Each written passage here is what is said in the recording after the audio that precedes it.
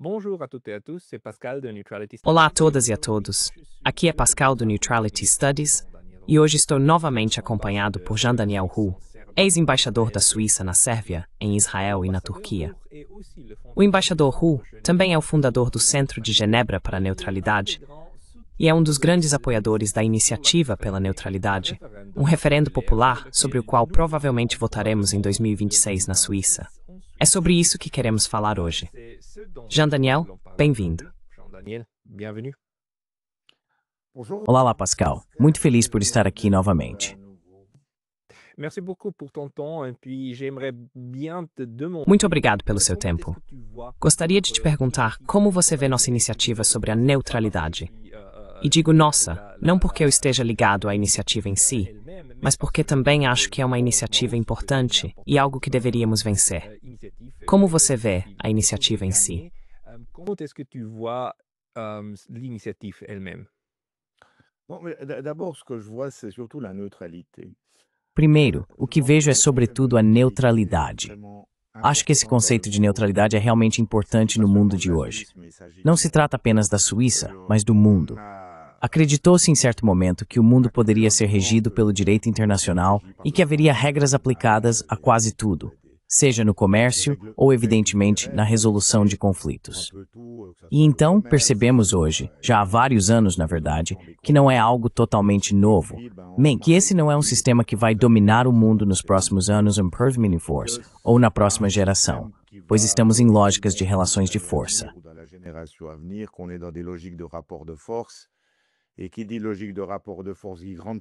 E quem fala em lógica de relação de forças, fala em grandes potências que dividem entre si as zonas de influência.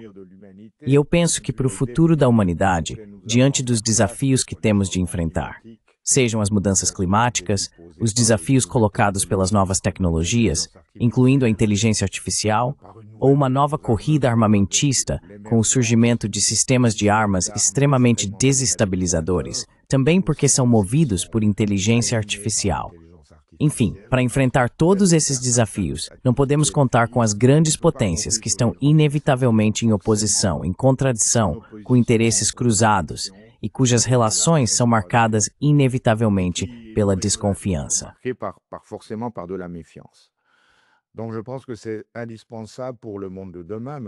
Portanto, acredito que é indispensável para o mundo de amanhã, mas também para a sobrevivência da humanidade, que exista uma massa crítica de países independentes que não se alinhem a nenhum bloco e que possam ter um pensamento e uma ação independentes, preocupados não com interesses particulares, mas com o bem coletivo do planeta e da humanidade. Assim, para mim, é nesse contexto que se insere o debate sobre a neutralidade na Suíça. Porque a Suíça tem sorte, tem o privilégio de ainda poder usufruir de um importante soft power no mundo de hoje, que está ligado à neutralidade.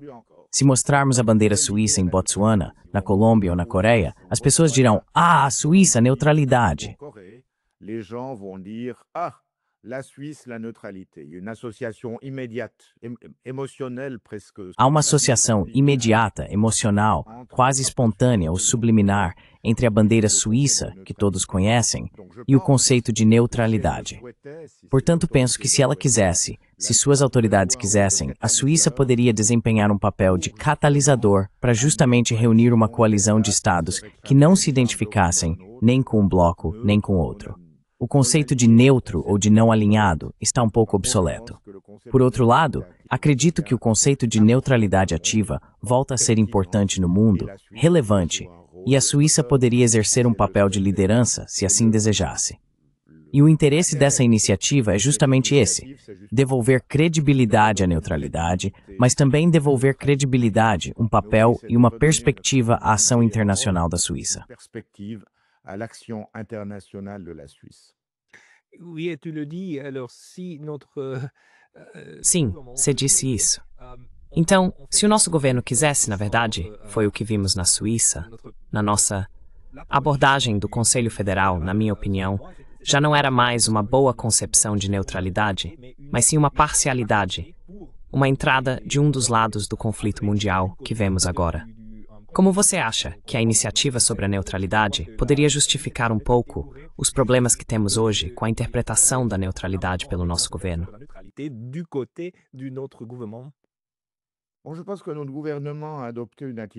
Acho que o nosso governo adotou uma postura puramente defensiva, especialmente a partir de fevereiro de 2022, quando a Rússia invadiu a Ucrânia, o que em direito internacional, para mim, é um ato de agressão.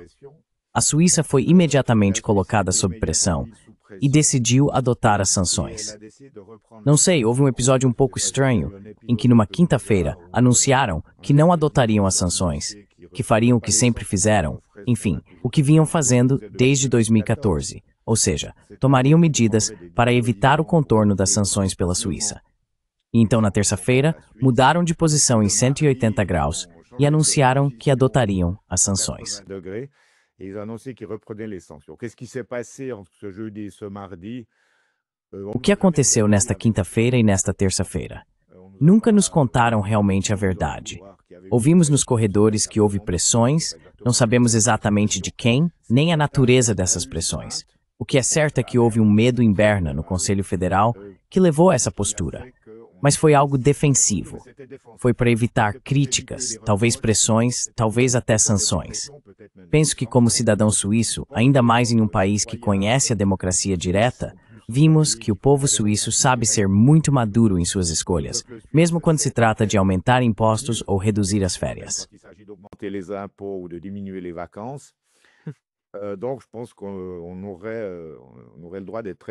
Então eu acho que teríamos o direito de ser tratados como adultos e que nos explicassem a verdade.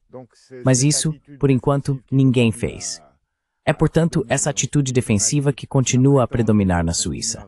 Alegou-se que continuávamos neutros, porque, stricto sensu, se olharmos para o direito da neutralidade, não se concede uma vantagem militar, nem à Ucrânia, nem à Rússia. Assim, as condições da neutralidade estão mais ou menos cumpridas. Mas em outro campo de ação, outro conflito, o conflito israelo, não apenas palestino, mas israelo-iraniano, catari, sírio, libanês, iemenita, e até a Tunísia está sendo atacada por Israel.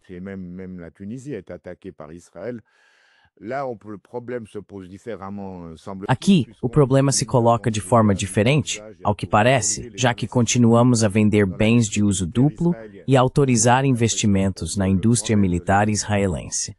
Então tenho a impressão de que estamos violando o próprio direito à neutralidade. Enfim, o que se observa em Berna é uma falta de constância, uma falta de clareza e, sobretudo, uma falta de independência na formulação de uma análise da situação e de uma política. E eu acho que esse debate sobre a neutralidade deveria ajudar nossos dirigentes a terem mais confiança em si mesmos, a se sentirem mais fortes e, então, a realmente desenvolver uma política que seja neutra, mas, acima de tudo, independente de todas as pressões e de todas as correntes que chegam a Berna.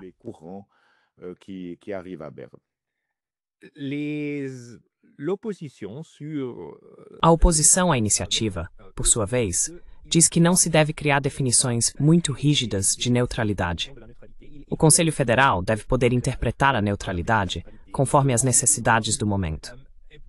Além disso, a iniciativa, na verdade, quer criar um quadro no qual o Conselho Federal e nossas direções possam agir. Qual é a sua interpretação? Por que é importante escrever uma definição em nossa Constituição? Por que é necessário ter uma definição na Constituição? Por que é que il faut une définition dans la Constitution? Je crois que la raison. Acredito que a razão deste debate é que, devido à política seguida pelo Conselho Federal, especialmente desde 2022, a credibilidade da neutralidade suíça foi gravemente prejudicada no espaço russo, mas também no Oriente Médio. Portanto, o objetivo dessa definição, na minha opinião, é reforçar a posição do Conselho Federal e restringir sua margem de manobra. É, na verdade, o resultado de um Conselho Federal que tomou decisões baseadas justamente na defensiva e na fraqueza. Se o Conselho Federal tivesse resistido a essas pressões, se tivesse sido coerente na implementação de sua política externa, inclusive em relação a Israel, acredito que a questão nem teria surgido. Je pense que la question se serait pas posée si on avait continué Se tivéssemos continuado com o sistema destinado a evitar o contorno das sanções que havíamos implementado desde 2014, mas agora o Conselho Federal pareceu fraco, como se traísse um dos fundamentos da identidade nacional, que é a neutralidade. Foi assim que muitos suíços perceberam. E, portanto, é o papel da democracia direta e dos cidadãos lembrar a essas autoridades que o povo é soberano. O soberano é o povo. E, quando eles tomam decisões que não agradam a uma parte do povo, é preciso restringir sua margem de manobra para que permaneçam dentro de certos limites.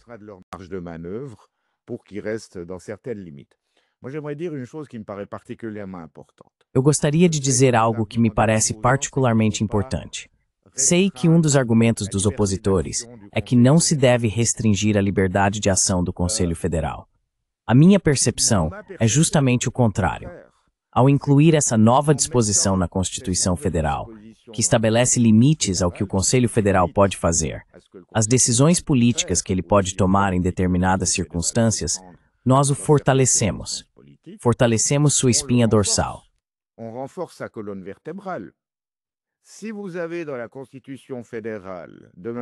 Se amanhã de manhã houver na Constituição Federal um artigo que diga a Suíça só adota sanções decididas pelo Conselho de Segurança das Nações Unidas, e depois de amanhã a União Europeia vier e disser, vocês fazem parte das democracias como nós, devem mostrar solidariedade com as democracias, portanto adotem sanções.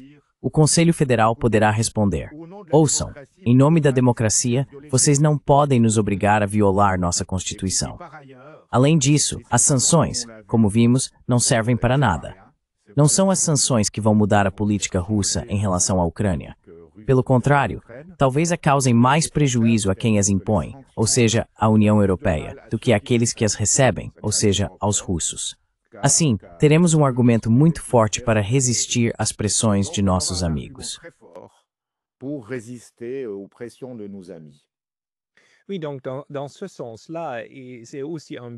Sim, então, nesse sentido, o objetivo da iniciativa também é dar ao Conselho Federal, à administração, mais argumentos para de fato seguir uma política verdadeiramente neutra. Não se trata apenas de mudar o rumo, mas também de reforçar a credibilidade desse caminho para o futuro.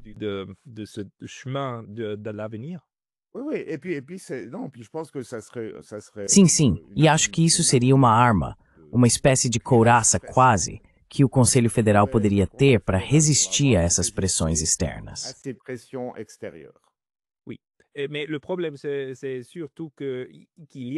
Sim, mas o problema é principalmente que há pessoas que não querem resistir, mas que gostariam de seguir o ideal da União Europeia. E depois, uma coisa que eu gostaria de saber, a tua opinião, é que os opositores, também à esquerda, e eu, aliás, sou membro do Partido Socialista, pago minha contribuição todos os anos. Bem, me dói ver que há pessoas no PS que qualificam a iniciativa de pró-Putin e é desmede-se para as russas se não aplicarmos sanções contra malfeitores. O que é que se dizer sobre isso?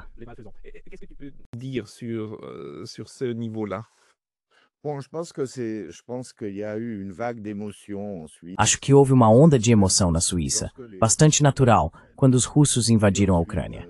E depois, com base nessas emoções, evidentemente desenvolveu-se uma espécie de análise, feita no calor do momento da situação, em que há os bons e os maus. Há os bons ucranianos, que são as pobres vítimas, e há os maus russos, que são os agressores.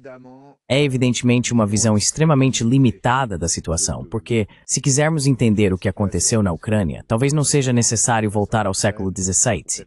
Podemos talvez falar do Holodomor, essa espécie de genocídio ucraniano cometido por Stalin. Mas, sobretudo, é preciso voltar ao fim da União Soviética, as tensões que surgiram na Ucrânia desde 1991, entre, digamos, uma atração mais pró-russa, uma atração mais pró-ocidental e ressurgimentos históricos.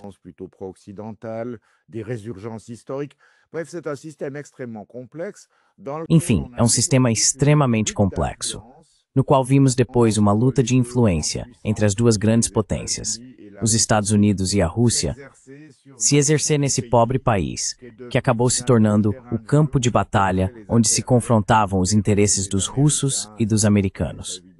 Os europeus estavam evidentemente aliados aos americanos. É um conflito de grandes potências por procuração. Não é o pequeno lutando contra o grande, é um conflito de grandes potências por procuração. E a própria essência da nossa neutralidade, desde Nicolau de Fleury mais ou menos, mas certamente desde o século XIX, era dizer que não queríamos nos envolver nos conflitos das grandes potências.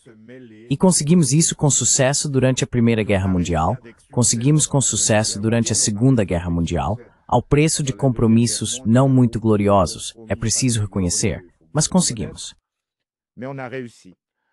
Pourquoi est-ce qu'on ne doit plus réussir aujourd'hui? Por que não deveríamos mais conseguir fazer isso hoje?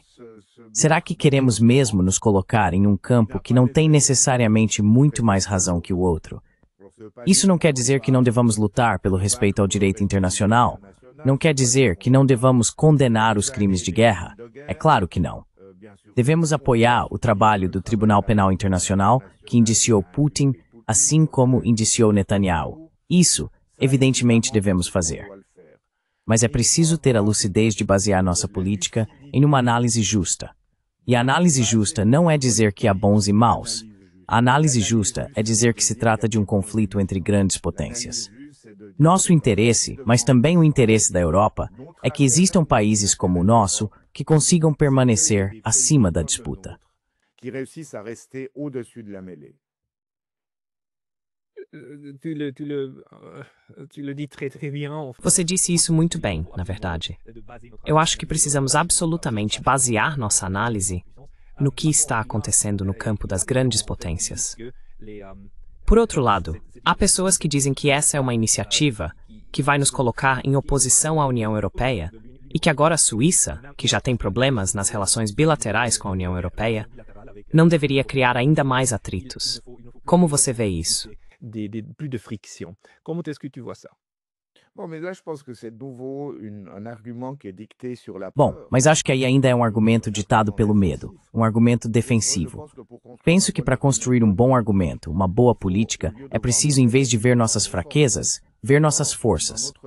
Ora, na nossa relação com a União Europeia, temos uma força extraordinária. Primeiro, como empregador. Nossas empresas suíças empregam europeus na Europa. Depois, como empregador de europeus, franceses, italianos, alemães, que atravessam a fronteira todos os dias. E também como uma economia perfeitamente integrada à economia europeia, com relações de dependência também. Eu moro numa região aqui, o Jura, onde uma das principais atividades é trabalhar como subcontratante para a indústria automobilística alemã. C'est de travailler comme sous-traitant pour l'industrie automobile allemande. Alors évidemment, on a intérêt à ce que l'industrie automobile allemande. Então, é claro que temos interesse em que a indústria automobilística alemã ou francesa continue a progredir, mas a dependência é mútua.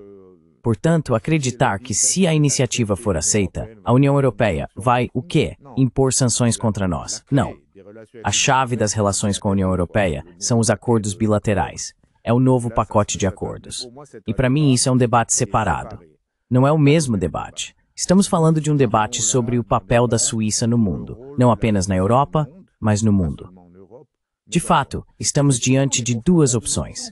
Podemos nos alinhar com a von der Leyen, os alemães e os franceses, algo que sempre recusamos a fazer, mas podemos de repente aceitar isso.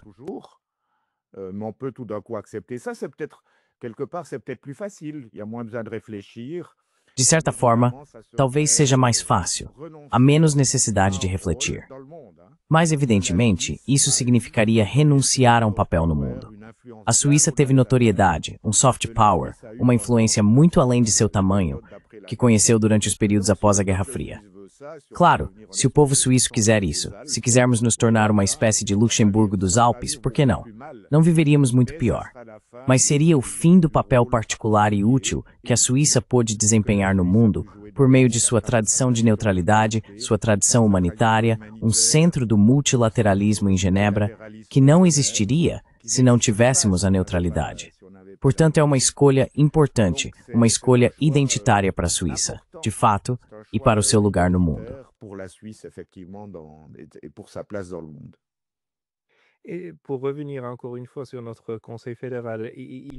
Voltando mais uma vez ao nosso Conselho Federal, Parece-me agora que temos um problema.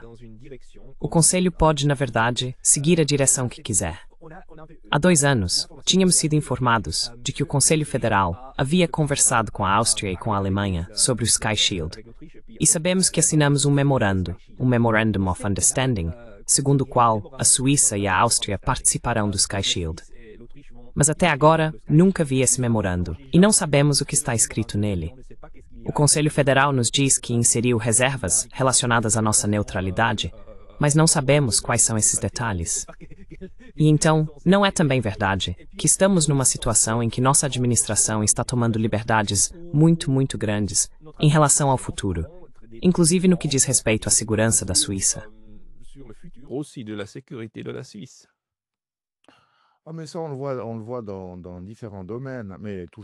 Mas isso a gente vê em diferentes áreas, sempre ligadas à segurança.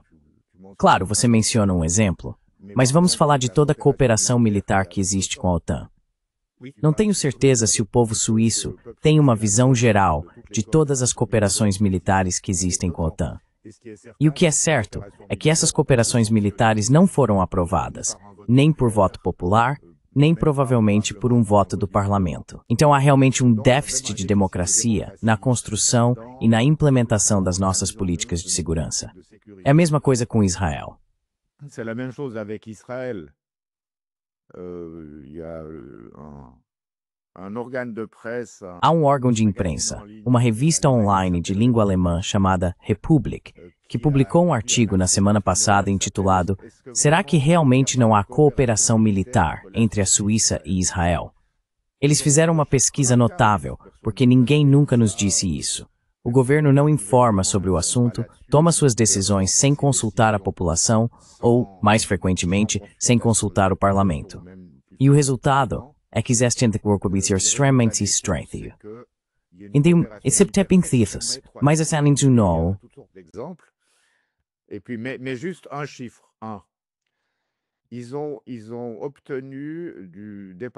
Eles obtiveram do Departamento de Defesa a informação sobre o número de visitas oficiais suíças, portanto de militares suíços e de funcionários do Departamento Militar Suíço a Israel nos últimos 12 anos. Mais de 1.200 viagens oficiais. Isso dá uma média de 100 viagens por ano, ou cerca de 2 viagens oficiais por semana. Se isso não é uma cooperação militar intensa, não sei o que seria. E há muitos outros exemplos, obviamente.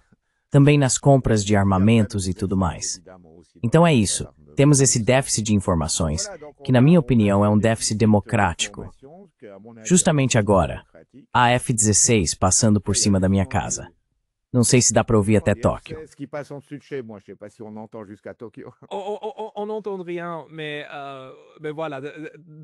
Não se ouve nada, mas enfim. Quando falamos de segurança, da política de segurança, aos F-16, esse também é um dos problemas, não é? Quando agora pensamos, durante nossa administração, vemos isso no Ministério da Defesa, a cooperação, pensamos nela apenas no âmbito da OTAN e da União Europeia. A cooperação já não é pensada, já não é imaginada em outros lugares, também com outras potências. Então, na minha opinião, esperamos a segurança suíça seja concebida desde vários lado. La sécurité suisse seulement avec des partenaires d'un côté. Alors, c'était des F-18, j'ai dit F-16. Então, eram F-18. Eu disse F-16, claro, F-18, já nem se conta mais. Não acho que vamos desenvolver uma cooperação militar com a Rússia. Aliás, isso seria uma violação da neutralidade. Como é que violamos nossa neutralidade com Israel? Eu penso que o que seria do nosso interesse é tentar manter capacidades próprias, pelo menos em certos domínios, portanto capacidades industriais no setor militar. E para isso, é indispensável trabalhar com a União Europeia, sobretudo com a União Europeia.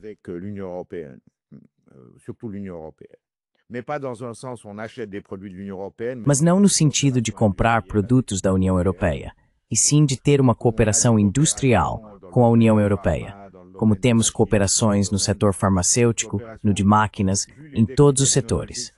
É uma cooperação que, diante dos desafios tecnológicos, me parece indispensável e não acredito que seja contrária à neutralidade. Dito isso, quando é possível diversificar, é preciso diversificar. E gostaria de dar um exemplo. Houve, creio que no início de novembro, uma grande delegação britânica, liderada pelo primeiro-ministro, que foi à Turquia para assinar um importante acordo de cooperação militar entre o Reino Unido e a Turquia. A Turquia é um país emergente que investe muito na indústria de defesa, especialmente em drones.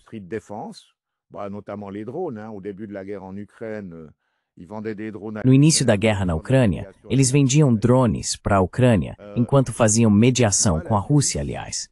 Porque a Suíça, obcecada pelas capacidades tecnológicas de Israel ou dos Estados Unidos, não poderia desenvolver cooperações na área de defesa com países emergentes.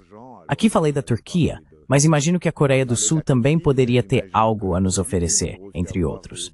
Mas, de fato, tentar diversificar, tentar ampliar, o que também nos permitiria ter horizontes mais amplos e desenvolver outros tipos de influência e cooperação com esses países, que também investem muito dinheiro em inovação.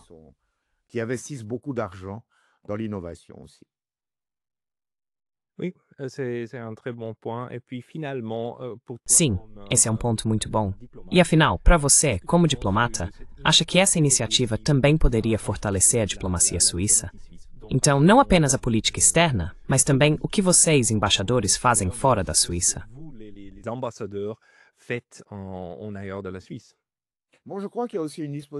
Acho que também há uma disposição na iniciativa e principalmente no contraproposto. Eu, aliás, acho que devemos votar sim ao 2A.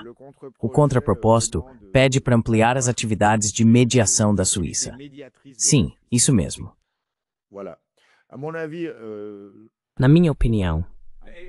E depois o contraprojeto ainda não é certo que estará na cédula. Afinal, porque o Conselho Nacional ainda não terminou o debate, não é? Então espero que haja o contraprojeto, pessoalmente, porque acho que o contraprojeto é melhor do que nada. Agora eu votarei, proponho votar sim aos dois. Então, primeiro, quanto ao papel da diplomacia suíça, é claro que se a neutralidade contar com um apoio popular suficientemente forte para resultar em uma nova disposição constitucional, isso obviamente vai reforçar nossa imagem e nosso papel no mundo. O tipo neutralidade que a teoria dos suíços quer não é uma neutralidade passiva, mas uma neutralidade ativa.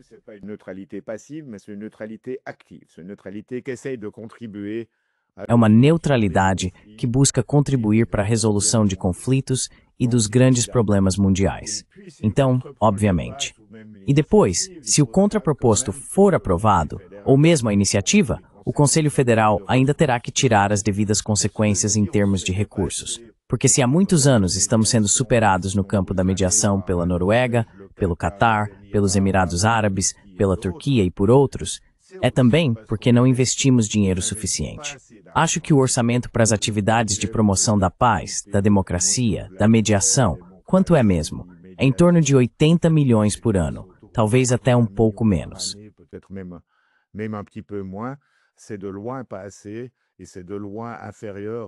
Está longe de ser suficiente e está muito abaixo do que outros países gastam. Portanto, não conseguimos ou não quisemos criar uma verdadeira força de impacto em matéria de mediação. Agora, é claro, quando comparamos os orçamentos militares com os orçamentos de promoção da paz, é ridículo. Com o preço dos F-35, os 30 bilhões dados ao Exército, e aí no fim damos muito pouco dinheiro para essas atividades. Então espero que se o contraproposto, supondo que ele esteja na cédula, ou a iniciativa for aprovada, isso também se traduz em um aumento, mas um aumento massivo dos investimentos nas atividades suíças de promoção da paz.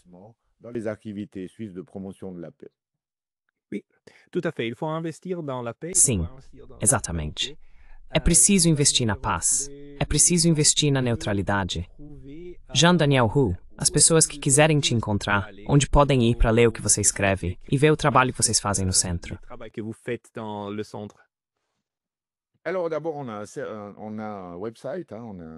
Então, primeiro temos um site. Basta digitar GCN, Geneva Center for Neutrality, e depois você chega ao centro. genevaneutrality.cha, eu acho. Vou colocar o link na descrição. Por favor, coloque o link. Fora isso, eu escrevo todas as semanas sobre temas de política internacional, onde tento refletir minha visão do que está acontecendo no Sudão, no Oriente Médio, na Ucrânia. Nesta semana foi sobre o G20 e sobre Trump, que não vai ao G20. Na semana passada foi sobre o Sudão. Na semana anterior foi sobre o que está acontecendo no Caribe, com a Venezuela, a Colômbia e o desdobramento militar americano nessa região.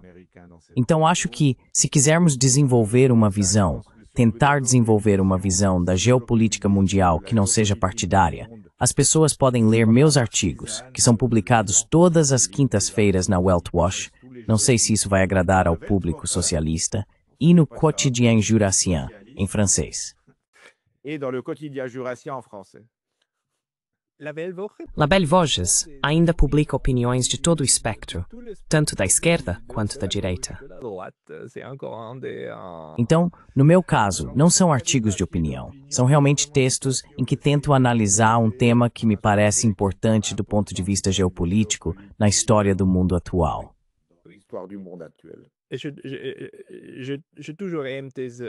Sempre gostei de interpretações, de análises. Então, pessoal, procurem Jean-Daniel Hu na Welt Watch, depois no Geneva Center for Neutrality e no Quotidien Jurassien. A todos, Jean-Daniel Hu, obrigado pelo seu tempo hoje. Jean-Daniel Roux, merci pour ton temps aujourd'hui. Muito obrigado, Pascal.